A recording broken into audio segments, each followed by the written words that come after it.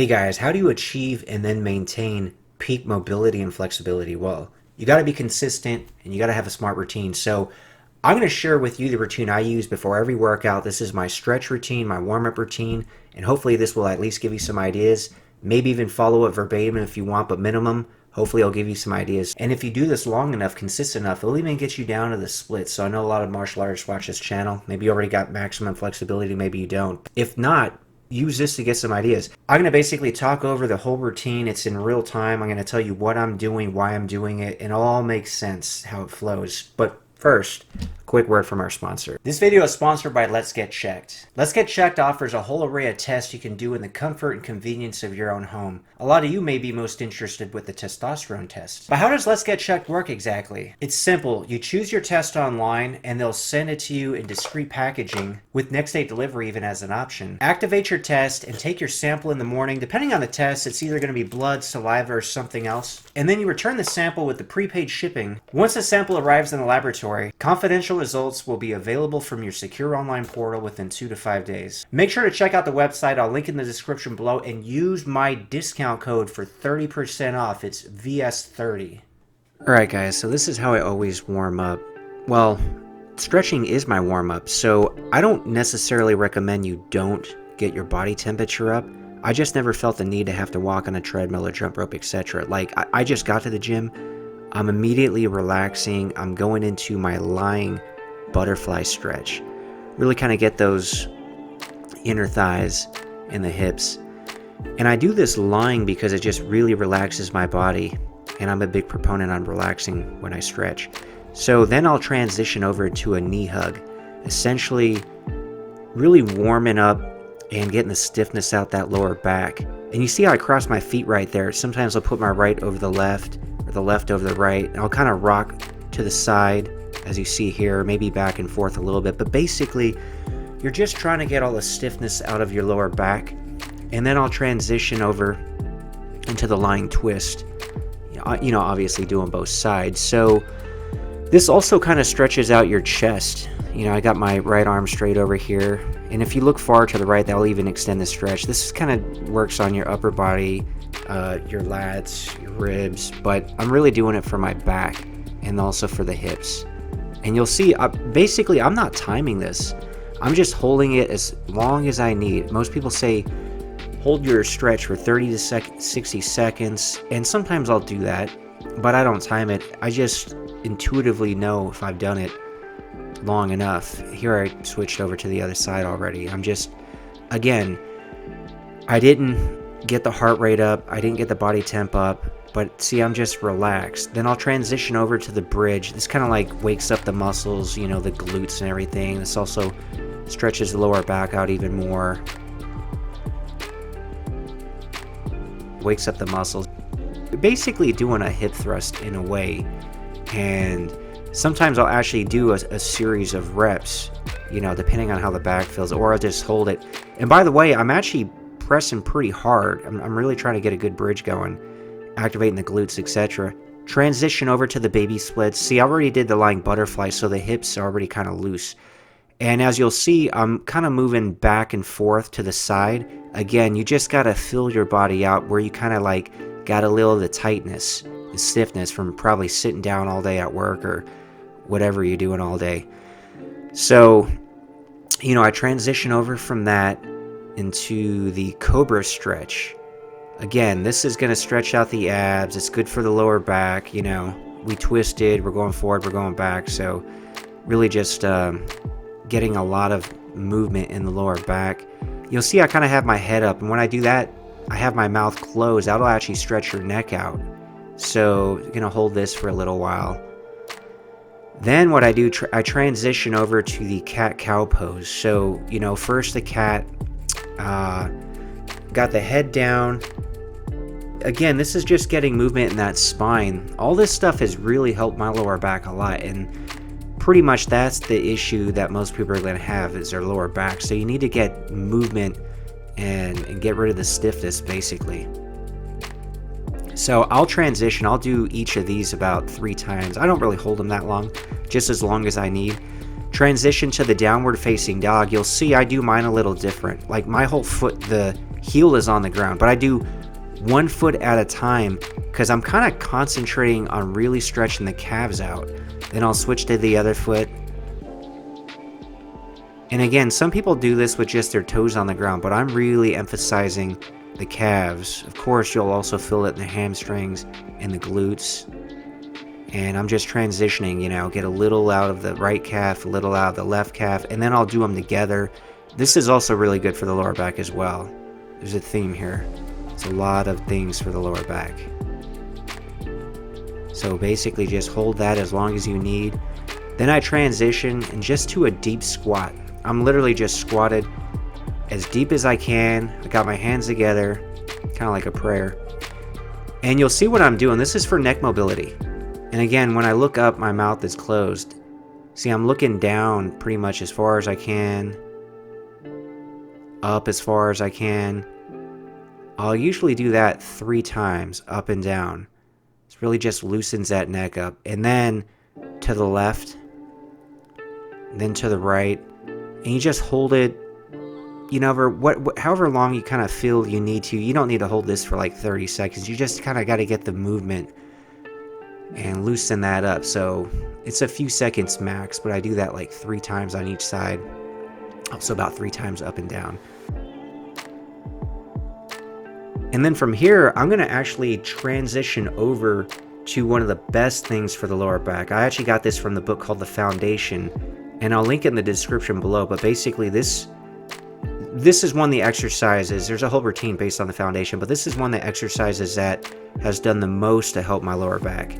I just don't have that stiffness like I used to. Actually, a lot of us had lower back injuries, but this basically gets me, feeling young and fresh again. But if you look at this, I'm literally flexing these muscles as hard as I can. They're static contractions, so it may look like I'm just sitting there, but I am squeezing all those muscles around like the spine. And then what I'll do is I'll transition over to the quadriceps stretch. And I do these standing, and I hold my feet with both arms. This isn't as easy as it looks, by the way. One of the reasons I actually do this is because it focuses on my balance. So, speaking of balance, that's coming soon. But now this stretch, I try to raise one arm as high as I can and the other one as low as I can. So it doesn't really look like you're moving much, but it feels great. You're really just raising and lowering the opposite sides of the body as far as you can. And I got this from some yoga classes I used to take. It's a really good movement. Again, it doesn't look like much. I'll try. Speaking of balance, like I was talking about that quadricep stretch. See, I will actually. You could do this later in the routine, by the way, maybe after you do the split stretches. But basically, I'm doing the front leg pose, holding that up.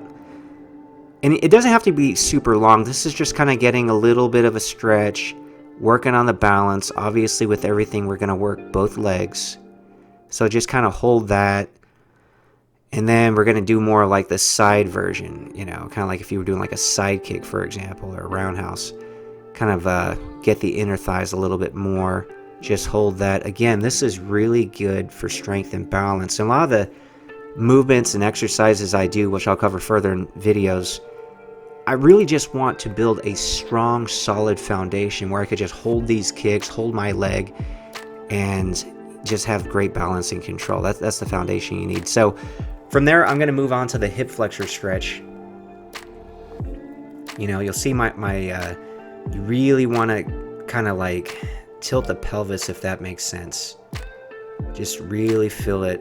And I do different variations on this. So right now, this is just, my back leg's bent. Then I'll transition over till I have it's straight. And then I'll even add a twist. So this actually adds extra stretch on that hip flexor. It's good for your back as well. And I'll usually hold it for a little bit. I'll go back down, then I'll do it again. And again, I'm not holding it super long. I'm just holding it for what I feel is adequate. Then I transition back to where I started. And you can't really see it from this angle, but this is like a modified pigeon pose. But my right leg, the leg in front's actually not that, the foot's not that far back. That's why my knee's not all the way on the ground. But anyway, I'll transition into, a deep side lunge to really get that inner thigh. And to add a little more on the stretch and to work the upper body, the lat, kind of like put your arm over it a little bit. See, my upper body's not as flexible as the lower body, but I'm working on it. And then from there, what I'm going to do, it just transitions perfectly to a modified hurdler stretch. So instead of sitting down and trying to touch my toes, this is a little different. You'll see how I have my toes pointed out. I really feel this great in the hamstring, and I'm just really kind of just, it doesn't look like much movement, but trust me, you will feel this. You're just sitting in deep on that hamstring. So obviously we want to do the same thing on the other side, so we're going to switch over, working the hip flexor, just get a nice, comfortable stretch on there. Just kind of slowly sink into it, and remember to relax. See, I'm relaxed here. And then basically, once you feel like you've gotten enough out of that, I transition over here where I straighten the leg out, sits it in a slightly different way again. Twisting puts a little more of a stretch on that hip flexor, feels good for the back. I'll hold that for a little bit. I'll go back to the normal position, hold it one more time, really just kind of like, slowly bending to about as far as I can get. Then I sink down into that modified pigeon. Again, if my foot were closer to my pelvis, then, I could go all the way down. But I like, this version of it actually feels good for me. So that's why I like to keep it there. Then transition over into the inner thigh stretch. Deep side lunge, just kind of sit into it, relax the hip. And then, like I said, you could always get a little extra out of this if you want to work on the upper body too. Putting your arm over your head like that. So try to get a little bit of that lat stretch as well while I'm here. Then I transition over into that modified hurdle stretch. Basically just really sinking into that hamstring and glute. And I like to keep my toes pointed out. So this is just like a really good stretch for the hamstring, just kind of sinking into there. Pretty much relaxing. And you could move a little bit to the left or right. But basically, I'm all warmed up for the front splits. So I got the hamstrings, the hip flexors, everything warm. So I just transition right over to the front split. Hold that for a little bit. Just get comfortable. And again, to put a little more work on the hamstring, you could even lean forward. So you'll see me doing that here. Just get a little more work. So obviously these are good for front kicks, for axe kicks, for all kinds of, outside or inside crescent kicks for your martial arts. Okay, and then once I felt like I held that enough, again, I'm not timing it. Sometimes I hold the stretch for, 10 seconds. Sometimes I hold it for a minute. Whatever I feel like I need to. Then, of course, you got to do the other side as well. Just get comfortable with it. And then for a little more extra work on the hamstring, kind of lean into it there. See, I'm kind of rocking from side to side because I get a little more, tension release a little tension on different parts of the, on the legs. So I transition to the side splits, and you'll see the side view here of it. I'll move back and forth a little bit. I'll lean all the way forward, as you'll see in a second here. Again, there's just like different areas that you want to loosen up. So I don't just hold a stretch and just hold it there. Like I'll kind of, and again, you just got to get your body used to just, what feels right for you. You'll see me here like a little more to the left side, a little more to the right side. So I'm concentrating a little bit more on that thigh. And then what I'll do, again, rocking back and forth, I'll actually try to sit there with my toes pointed up, and then I'll twist to one side and then twist to the other, because you put a little more of a stretch, on the side that you're twisting, of course. Then what I do, because I'm trying to work on my hamstrings more, I'll put the feet a little bit closer and then just do a nice hamstring stretch. Basically just leaning all the way down. And then to concentrate, just again, like every stretch, just kind of melt into it, just relax into it. Then I'll put a little more emphasis on the left hamstring here. This kind of stretches your upper body out a little bit too, of course. Then a little more on the right. So again, you want mild discomfort at the most. You can see like I'm pretty comfortable, pretty relaxed, and I'll just try to lean into it like a little bit more until I feel like it's just enough. And again, I'm not even holding that stretch that long, at least not this go around. Then after that, what I'll do is like a reclining modified pigeon where you put one foot over the knee, and I'm pushing. So on this one, this is my right leg's up. I'll push the right knee forward towards the wall. Now to get a better stretch on this, you can even lift up the left knee, kind of like do a one leg knee tuck. Sometimes I do that, sometimes I don't. But this, if you're at least pushing the knee towards the wall, you'll actually feel it pretty good in the outer hip. And again, if you look at me, I'm just relaxing here. It's like very meditative for me. And just holding it as long as I need to. Then once I'm done with that, I'll do the seated twist. Usually you want to look to the direction of your bent knee.